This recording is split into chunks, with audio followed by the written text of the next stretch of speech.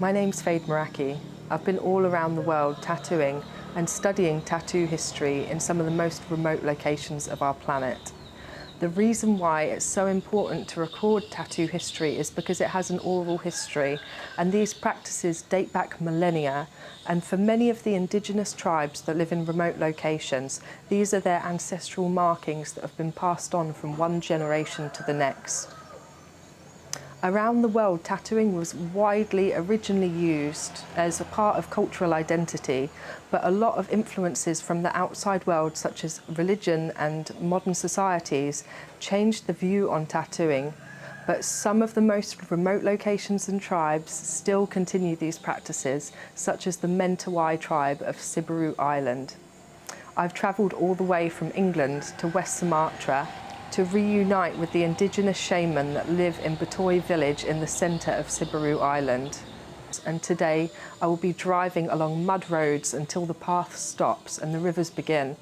The rivers become roads here, and I'll be travelling by pom-pom boat, which is a handmade dugout boat with an engine tied to the back, going upriver to reunite with the indigenous shaman, who are called Sikre, and they still live an original lifestyle here in wooden umas and using plant-based tattoo kits with hand tap sticks and ink made of ash.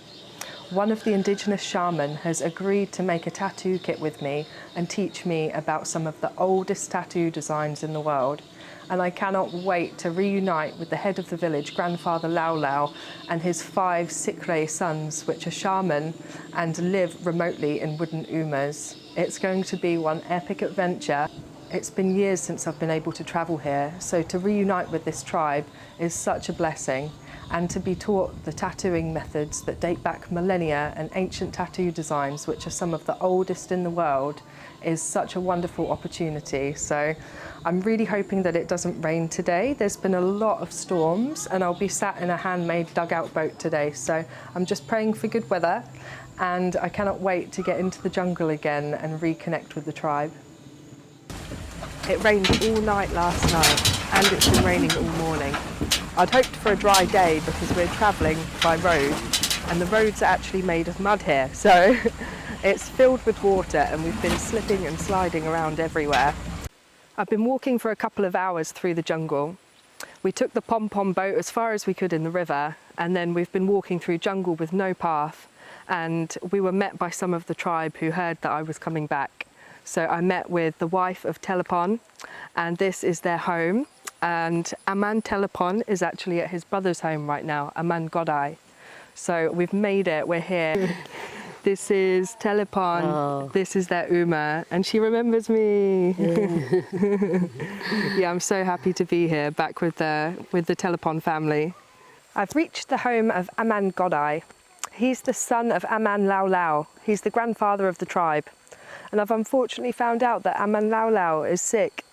But today they've been making medicine for him, and tonight they're having a healing ceremony. So I'd really love to be able to visit, but this is a very sensitive matter, and it's very understandable if they need that space for family only, so that the spirits will come to him in their healing ceremony. That's what I've just been told. So there's a slight chance that he might want us to come and visit anyway, because he's heard that we're in the village. But otherwise, hopefully I'll be catching up with him in the next couple of days. And this evening, I'll be staying at this beautiful new Uma that was built for the family of Godai, so his son Aman Godai and his wife. So this Uma is made by hand. They have no modern tools, there's no screwdrivers, there's no screws even. Everything is made by hand, and mostly made with a plant called rotan. So yeah, here's my beautiful accommodation for tonight, and surrounded by this 360 panorama of primary rainforest.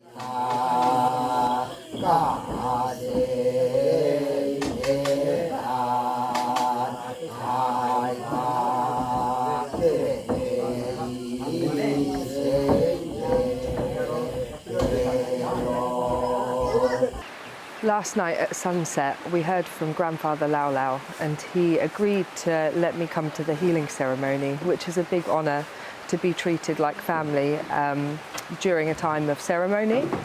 So the healing ceremony involved sacrifice, And as I arrived at sunset, there was a pig being sacrificed at the front of the Uma. So they went out hunting in the day, the shaman. They went into the forest, hunt the pig with dogs like this one. They've trained them for hunting. And then they tie the feet together and they put the feet on the stick and they carry the pig into the house, and at the front of the Uma they slit its throat, bleed the blood out, and the same with the chicken as well. And they butcher it all immediately. Everything is divided up and cooked into traditional dishes over a fire with one big cooking pot. So he's not very well. He's lost a lot of weight since I last saw him, and lost his mobility as well. So it's really sad, and I really hope that he gets well. So during the ceremony, they invite the spirit in, and they do the sacrifice and, you know, send energy for Grandfather Lau Lau's healing. And after that, there's cooking, there's a lot of blessings, and then people sleep and eat a little bit. The shaman are singing and starting the ceremony, doing a lot of spiritual and energetic work, and the big fires going in the middle of the longhouse, the Uma. And then after that there's dancing. So they drum the floor with their feet and circle around. Did one round of dancing with them before I went to bed. So I slept on the floor in the front of the longhouse under a mosquito net last night. But the dancing actually goes all night. They do it in rounds. So there'll be one round of dancing, and then they take a break, and then they go again. And they keep this going all night until the sun comes up. And then there's a lot of offerings at the front of the Uma. So there's a lot of plants. The shaman are medicinal men as well. They have all the knowledge of the plant medicine in the forest, as well as their energetic healing. And yeah, they made a lot of blessings with plants, and because they invite the spirit in to heal Lau Lau, so they're communicating with the spirit realm. But then they make a lot of offerings and, you know, close off the circle at the end. So really fortunate to witness this. Not many people get that opportunity. And it's about 1 p.m. It's been raining all day, and we're waiting for a window of opportunity to be able to walk in drier conditions than this. But we used an umbrella made out of a banana leaf, and there's a lovely group of young women helping us through the swamps, from age 10 to age 40 and 7 months pregnant. So we were knee deep in the swamp to mud up to here, and managed not to slip over. There was a few points where I thought I'd lost my balance and came unstuck, but I felt one of the young girls just grabbed my hand. So a 10-year-old girl just grabbed my hand and stopped me from slipping. But other than that, it all went smooth, and we're back at the Godai family home. Nama saya Esmat Wandra Sapulo. Usia saya 34 tahun.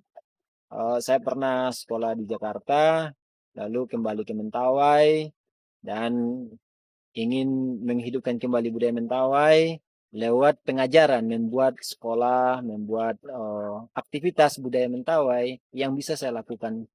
Apa yang bisa saya lakukan, itu saya kerjakan. Oto yate oniku aman godai. Pulaga mai yate kabutui. Oto duraku puluhat. Oniku amalepon. Pulaga jaku kabutui. Matawai, ia le titi kakak pusule kama pele barana pung tete mai tuud ni ale titi. Ia le te kuanya kap ale mate kai kuane da ia le kunoni kai. Aku patiti anan numanane masih bawa pele umanane. Patiti dura nagiti tad na kuagai kunet Simatawai. Tak kuagai kai kuat dekai urana. Ama ujuat. Tak kuagai le ayah pak pitungarura, ele pulungarura, tak sehat de durana. Tak ada kuagai. Omos kue anu kue damut kue. Ada kuagai. Ana yoi cibanga mai kiu. Pokoknya cepat ile. Tato di dalam badan itu hampir di seluruh tubuh. Ada tato lengan, ada tato di dada, ada tato di kaki, sama di punggung. Ya. Dan dari macam-macam tato itu ada beberapa yang memiliki artinya. Jadi setiap tato, setiap penggunaan tato itu ada maknanya. Oto tentang nanane tato ti anene ya bara rui pelege. Rui pelege so kakabili nane pangalat kate. Oto nane dourong anene silogui nane. Durunya naik kat kolobadna. Anene titik bog nane gambar nanu te balagawane ne kuy kayu mamai anaje ne. Puno mumainya kakainan. Bulat pokoknya tubuh titi ke buka pe siburu. Ke buka pe siburu. Punu te umai peile titi iale nane. Yoko ku peile. Yoko ku peile baramai le kalele aku kat kayu salak mai tu balik daedah. Nah aku putih aku putih. Gagay nane oninya titik gagay. Titik gagay nane si baras kakabili. Kiak kukuha kaya pangalan iba kaoinan ane kabe mai nane makere yala dulunya. Kuala kay Batak, kuala kay Pelege, kuala kay Loina dulunya edak ay baras kakabili pangalat kabmai pangalat ala kebmai. Arti tato di dada itu sama dengan diambil dari referensi sagu dan juga panah. Maka dilambangkan itu adalah kebesaran bagi orang Mentawai untuk makanan pokok dan untuk berburu. Itulah arti daripada tato di dada. Oni nane durukat. Tapoi kia nunya durukat nane gambar silogui. Kapunu teteu siburu gambar silogui edda yatte mareret dai uro kaleleu. Ay siburu tapa eda kita eda umur tak siagai. Tak siagai pokoknya makalawai le kaya mau kai. Kalau yang lain punya kekayaan apapun itu bisa ditinggalkan, tapi yang bisa dibawa mati itu adalah tato. Nah, semua di tato itu tergambarkan dari apa yang sudah dikerjakan, apa yang sudah dimiliki selama dia hidup seseorang. Namun jika dia tidak tergambarkan di dalam dirinya, maka dia tidak memiliki arti kehidupan bagi orang Mentawai. Jadi di dalam tato Mentawai disebut abadi, dia adalah itulah yang betul-betul dibawa mati sampai akhir hidupnya. Nane anene dui labi, dui bebeget. Dulu ni apa pele-pelege nane moi kukuy kay roige, kukuy kay jaragja, kukuy kay ore, ane baray-bara.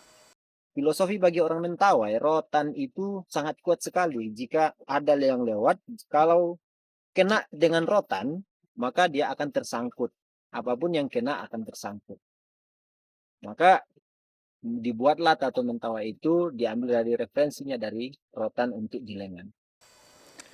Nane, anene titi, kuane manane mata culu. Kalulu punu teteu mai siburu, tanai jam, sulu le tongo. Ke ama soiboat, tamendai kaizat. Ke mata go pele, moi pele rapokana ajo. Baliu arakau siburu, mata culu. Mereka menggunakan tato. Itu kenapa mereka ditato, itu sudah dianggap mulai dewasa. Mereka sudah mulai bisa bekerja, mandiri. Ketika mulai mereka mandiri, mereka mulai ditato. agar nantinya menjadi lambang bahwa mereka atau simbol dari secara tubuh mereka bahwa mereka sudah siap untuk menikah, siap untuk berkeluarga.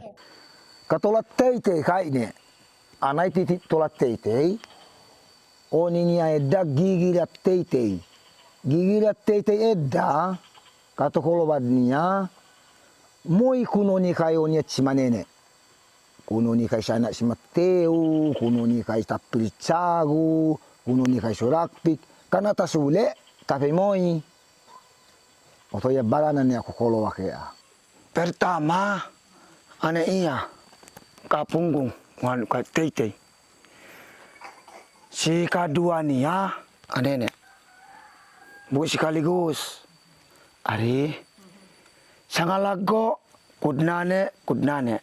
Ari sangalago kudnane. Ari sangalago meca kudnane. Selesai. Tak mau sekaligus tu mata ile ita eda. Tu mabesi. Bertahap le. Oto ujungnya nane sangarura malegere dua ngarura takwa. Sangarura setengah. Dua ngarura le iya takwa. Ane ujungnya nane.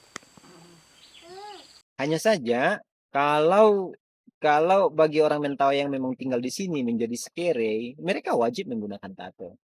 Tak utiti le sia tak moi patakwa bu icahedda arus budaya Sumatra arus titi kai kata ko pasabat mereka ini datongo sai barat titi kisi bu sikere datakwa edda arus kai barat titi tamu ita edda. Itu yang saya sebut tadi bahwa perjuangan tato di Mentawai itu sangat panjang sekali. Sampai saat ini pun masih mengalami perjuangan bagi generasi. Hanya saja banyak juga anak generasi Mentawai yang melihat bahwa itu tidak penting lagi. Bahwa kenapa? Sekarang zaman teknologi, zaman pendidikan. Namun bagi saya, tato bagaimanapun dia, apakah dia kemajuan datang, tapi sebuah daerah itu harus memiliki ciri khas, harus memiliki budaya itu sendiri. Bahwa budaya Mentawai itu adalah sebuah kekayaan leluhur yang perlu kita angkat kembali, yang perlu kita angkat nilai-nilainya kembali menjadi sebuah daya tarik Mentawai dan punya ciri khas atau spesial bagi orang Mentawai. Kue da ke bumanya enda. Oto ya bara sifani ti telepon. Ane titik nane. Ane baik ko wake. Ane ne takup toilet nane kuhikai. Belake buat toilet pasti sap mane pasti kai nane skinane. Ina ku kai nane gai. Palina ane kiki lepa ane ne lelengan nangu suatiti ane ne mata ke alito kapag wapi ka tapi tak kayo barasuan niya tanahnya dah ya. Sikinya bara ku tibo kaya. Inay tibo iya nani enda. Bara kot niya kabaka. Je ilelek. Je ne. Ya. Kalau begitu. Ada cuma 3 titiknya. Suatiti bu maigi kakai kasi matawai. Duale sabe angu si makoy kot. Suania kole.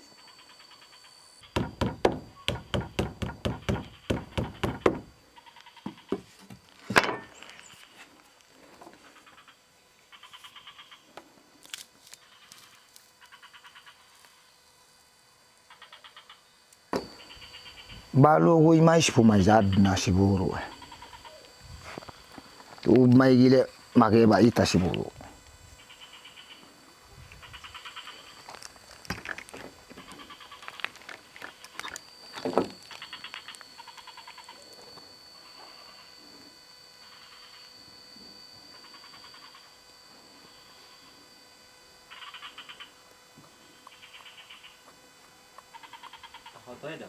Ah? Tak ada itu saganu na Suati oo. Kalulut ke tata kau nane mabesi maloti kabe mai sob gilin atau nane tak ku kau kabe mai kacibulu kabe le sob mane kabe itaedda gilin atau sosoa tapagabare sikina le sob tama besi maloti kabe ita si bulu geti bulat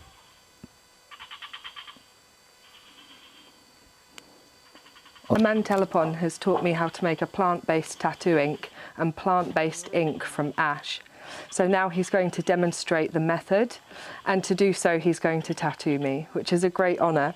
So I'm going to get some dots added to the jungle foliage that I already have tattooed on my arm.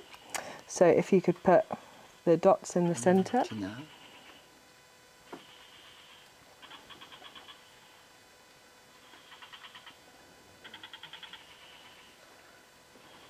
Perfect. take bokte mesa maho poni take wade ko hud nan ite yake take bok nunane Oh, flat. Yes. Yeah. Luruskan aja. Straight.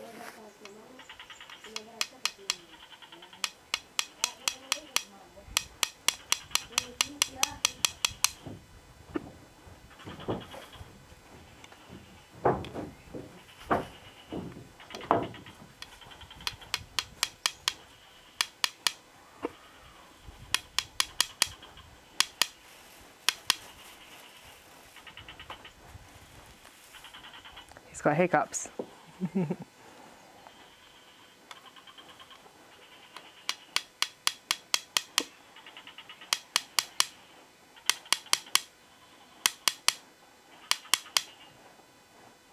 It's my final night, and there was one person I didn't manage to see whilst I was here, and I even have a gift for her that's handmade by my mother with photos I took of her last time included, and a couple of other little things that I wanted to give her. And there was a bit of miscommunication, and she basically lives another hour's trek away, and it was just looking like logistics weren't enabling us to be able to include that in my final day. And I was informed that she's actually away in the jungle. So the people who live here are semi-nomadic hunter-gatherers. So they live in these wooden umas, but they actually go off into the jungle for like a month at a time, hunting and tracking animals and just sleeping under a little tarpaulin or making a mini uma in the jungle. And they'll do this for a month and then come back to their main house. And I was told by her son that she was away hunting. So I thought, well, next time it'll be my first stop to come to her home and find this woman who really touched my heart before. I have a recording of her singing. I can remember the song, I hum it. You know, I had a gift for her, and, you know, I've had a really great time, but I would have loved to have seen her. And news got out that I'm here. She came back from the jungle, and I was sat in the Uma eating some rice with my friends, and I was chatting away, looked up, and she was sat on the bench opposite me looking at me. I thought I was seeing things or dreaming. I was like, that's her, that's her. And she saw my face and we recognised each other immediately, and we're both like, ah, and just hugged and kissed, and it was so good. So her son had told her that her friend was here looking for her, and she'd come all the way back from the jungle to find me, and she just sang me her songs, and we had a meal together, and it was just wonderful.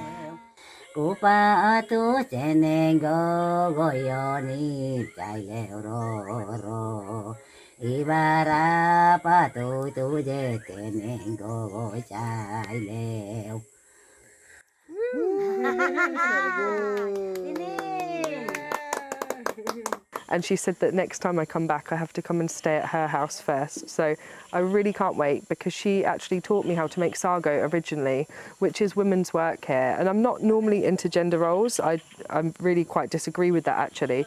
But it was really good fun making sago. I love wrapping it in a leaf and how they fold it and make it into a little parcel. And toasting it on the fire with her, listening to her singing, was one of the most wonderful experiences.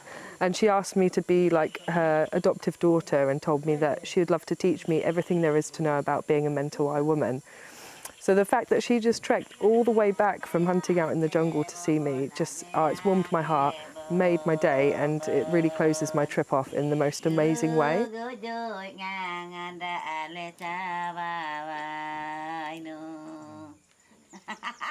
I just can't wait to come back and be able to reconnect with the Mentawai Sikre, because it is just the most incredible place that I've ever been, and the warmth of people's hearts here and the vivid backdrop of the jungle is just so lush. The air here is so fresh, and I love living in an original lifestyle. It just feels a lot more authentic than the lifestyle that we live in the West, that's really based around capitalism and quite disconnected from nature and from one another. But I've just had the most incredible, eye-opening and warming experience, so I'm just grateful.